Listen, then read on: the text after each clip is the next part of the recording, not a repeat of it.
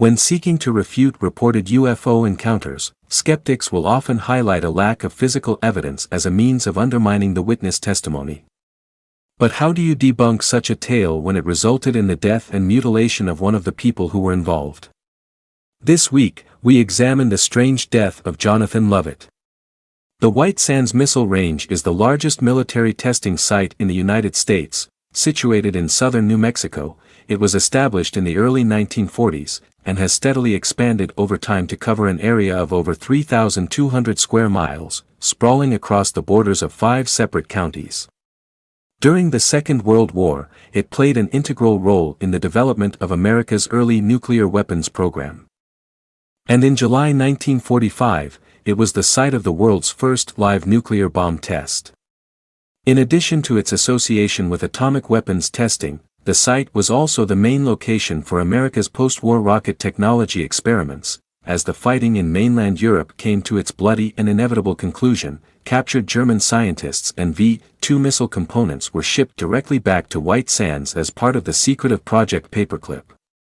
It has long been speculated on by conspiracy theorists what kinds of German wonder weapons and technologies were quietly relocated to the US, and how they were picked apart and improved upon in order to develop the everyday technology we now take for granted.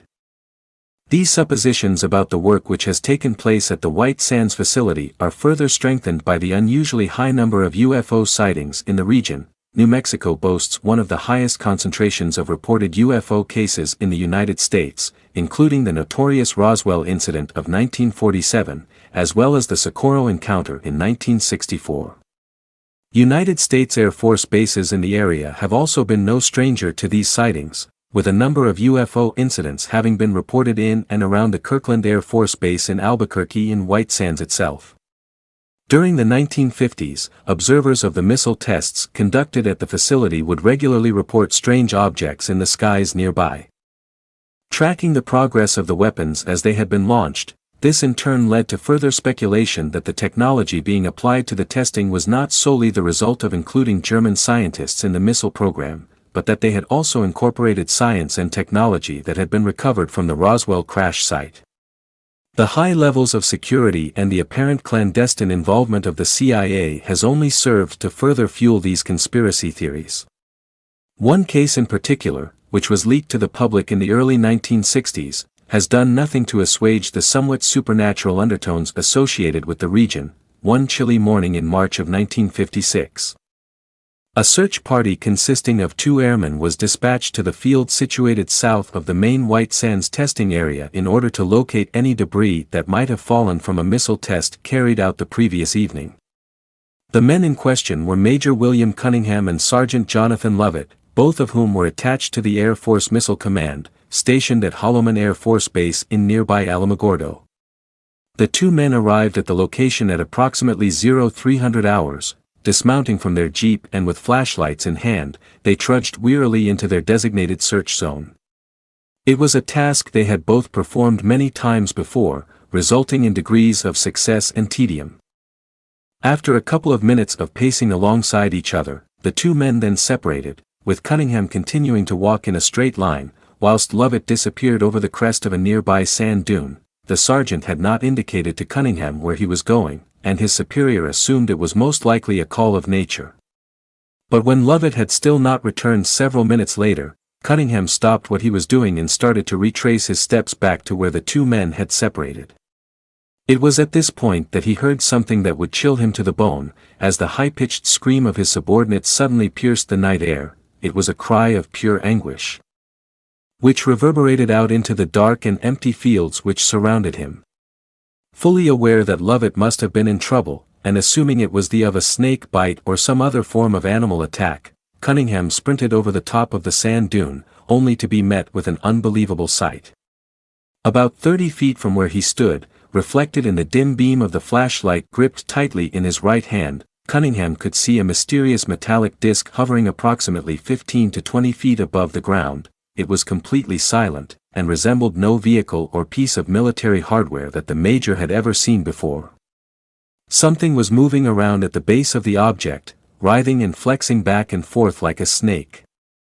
And when Cunningham shone his torch beam onto it, he could see it was a thick metallic cable of some kind. Another horrific scream snapped the dazed and confused officer back into reality, and when he then directed his torch towards the end of the cable, he was horrified to see that it was wrapped around one of Lovett's legs. The Air Force sergeant was fighting with all of his strength, kicking out and clawing with his hands in a desperate attempt to free himself from the thick metal flex that had been wound around his leg.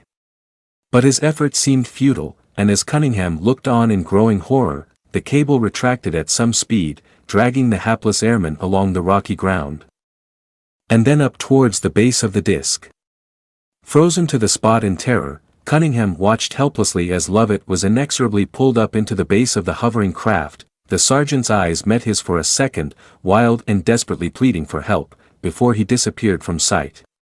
There was a dull click, and then the disc, silent, shot up into the darkened skies above. Struggling to make sense of what he had just witnessed, Cunningham tripped and stumbled his way back to the waiting jeep and yelled into the radio that Lovett had been taken, and that an aircraft was leaving the scene. Within minutes, every available Air Force unit and resource was swarming towards the area. But all they found was the major, crumpled to the floor, rocking back and forth in shock.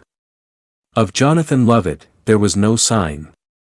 The following days saw airmen combing every inch of ground in the vicinity of the apparent abduction site, but it was all to no avail. It was confirmed by staff on duty at the site control tower on the evening of the incident that an unidentified radar contact had shown up on their instruments, but had been moving too quickly for any possible action to be taken against it. Cunningham was interrogated at length for 3 days, until news came in that a search party, operating approximately 10 miles downrange from where Lovett had disappeared, had discovered the sergeant's body. Or at least, what was left of it. Lovett's remains had been horrifically mutilated, in a manner that nobody involved in the subsequent investigation had ever encountered before. A neat and tidy incision had been made from the tip of Lovett's jaw, right around to the back of his larynx, with the airman's tongue and eyes, as well as a significant portion of jawbone now missing. The penis had been removed, and the anus had been completely cored out, seemingly with exemplary surgical skill. The coroner's report also noted that there was no trace of vascular collapse or organ failure anywhere in the body, which was problematic, as there was not a single trace of blood left anywhere inside the cadaver. Other oddities were to be found in the report submitted by the officers charged with investigating the matter. At the location where the remains had been found, a number of predatory birds were also found dead, having apparently expired when they had attempted to feast on the corpse. The body was also in surprisingly good condition, despite having been found out in the open, in one of the hottest and harshest environments in the United States. With Lovett's body now recovered, Cunningham was arrested and charged with his murder. The case was presented to a tribunal, with military prosecutors alleging that the major had murdered his subordinate, faked the abduction story, and mutilated the body in an effort to make the lies more convincing. Unsurprisingly, it took little time for the court to reject this argument. Cunningham was released without charge, and allowed to leave the Air Force a short time later. To this day, Jonathan Lovett's death remains completely unexplained. As we have learned from previous stories, the United States government has maintained a firm and long-standing policy of not publicly commenting on alleged encounters between members of their armed forces and UFOs.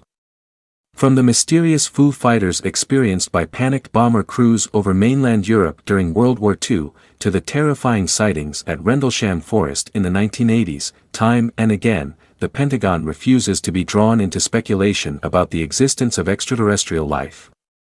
In the case of the New Mexico sightings, the government may have had even more reason to stubbornly remain silent on the story, wanting to preserve the secrecy and security around what was taking place at some of their most valuable military facilities. But given the lack of any other feasible or realistic explanation for what happened to Sergeant Lovett, and the similarity of this case to other alleged close encounters, their refusal to officially comment does little more than fuel further speculation about the case. Incidents involving animal and livestock mutilations have been reported from around the world for decades, with the phenomenon seemingly having reached its peak during the mid-1970s. As transport and communication links have steadily improved over time, the cases have dropped sharply, but still take place with an intriguing and frustrating regularity. in the 1990s, several farms in Vancouver reported that their livestock had been attacked and disfigured by unknown assailants. Witnesses reported hearing an odd humming noise in the sky around the time of the incidents, and one farmer even alleged to have seen a small humanoid figure fleeing the scene, holding a strange device in its hand. During the late 1970s, the U.S. state of Idaho experienced a rash of unexplained cattle mutilations. Similar cases have been reported in Wales and the English county of Shropshire as recently as 2012. Thankfully, alleged attacks on human victims are few and far between, but are, of course, much more disturbing in their nature. In 1979, two deer hunters in the Bliss and Jerome area of the state of Idaho stumbled across the naked body of a mutilated male victim. His lips and sexual organs were missing. And his personal effects were eventually discovered several miles away, discarded in the middle of a field. The official police investigation into the matter concluded that the victim was a vagrant, who had died from drunken misadventure, and whose remains had been interfered with by animals after his death, but this explanation proved unsatisfactory for many people, including the two hunters who discovered his remains. For unknown reasons, Brazil has always been a focal point for reported UFO incidents. In 1981, the Panorama region of the country was plagued by sightings of strange objects in the skies, named locally as chupa. One of these unidentified craft was encountered by two young boys named Abel Boro and Jivamar Ferreira. It proceeded to direct a beam of superheated light at the two boys, which Ferreira managed to break free from and escape, but which Boro became trapped in. His body was recovered after his friend returned to the scene with the authorities, and it was found to be completely drained of blood, again with no signs of organ failure. 7 years later in 1988, the remains of an unknown victim were found by a young boy at the Billings Reservoir, often incorrectly cited as Guaraparanga in São Paulo. This was covered in a previous Bedtime Stories episode entitled, The Body on the Reservoir. As with the Lovett case, the body had been horrifically mutilated, and yet local carrion and vermin had refused to feed off of the corpse.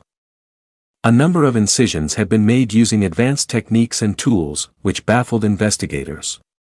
The anus, jawbone, eyes and tongue had all been removed, but yet more procedures had also been carried out. The left ear and lips were also missing, and symmetrical holes of a 2-inch diameter had been made either side of the victim's torso. Internal organs, muscles and other tissues had all been removed via these holes, to the extent that the victim's chest cavity had actually collapsed, as so much of the interior was now missing. Unlike the American government, the Brazilian authorities were desperate for any assistance with their case, publishing all of their findings and photographs of the cadaver. In the coroner's report, they highlighted that there were no marks or injuries anywhere on the body to suggest there had been a struggle or any kind of restraint. The edges of the wounds were found to be cauterized, as if made by a hot metal of some kind, and the symmetry and care taken to remove the organs indicated a high level of surgical skill. There were no apparent motives for these mutilations, or even benefits for anyone who might have carried them out. In the White Sands case, Major Cunningham was a highly trained officer, attached to one of the country's most sensitive military projects. What reason would there have been for him to throw his career away by making up a story about alien contact? And if he was involved in Lovett's death, what could possibly have motivated him to carry out such an attack on his colleague, and where did he acquire the skills to perform such surgical feats? Why has he not reoffended since? It is quite clear that Cunningham had no part in the death of his colleague, and if not him, then who else? The White Sands Missile Range is a highly secure area, controlled by the most powerful military in the world. Which individual, or rather group of individuals, would have the means to sneak into a highly restricted area and attack and kill a U.S. airman, and then manage to evade capture without leaving a single shred of evidence of them having been there? Whether Jonathan Lovett's attackers were extraterrestrial, or indeed more human in their origins, the manner of his abduction and subsequent murder is truly shocking, and yet all the evidence would suggest that he is only one victim in a much larger and sinister scheme, one that has been visited upon mankind for at least the last half-century. Someone or something has an unhealthy interest in the organic life of this planet. They also have the technology and equipment to target and incapacitate test subjects whenever and wherever they choose, seeming to lack the basic compassion or humanity to preserve the lives of their victims.